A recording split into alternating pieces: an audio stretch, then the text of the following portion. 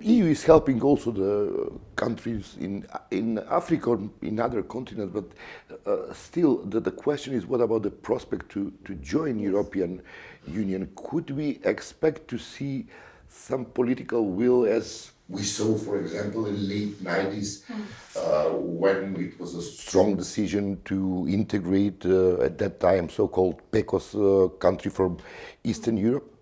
Well, we have seen quite a lot of progress when it comes to enlargement this year. I mean, we have started now the intergovernmental conferences, the accession negotiations with North Macedonia, with Albania. Just now in July, I attended these events myself. I was very proud to be there because it's clear that these countries, that North Macedonia deserves to become a member of the European family, and it was very clear that the EU wants North Macedonia to be part of its union with all parts of its identity.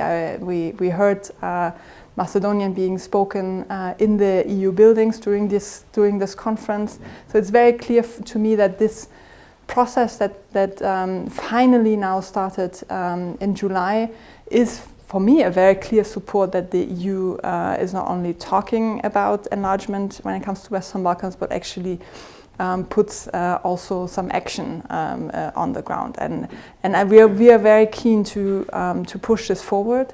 This includes also additional steps this year, like visa liberalization for Kosovo, for example, and for making progress now in the individual points that are needed for becoming an EU member.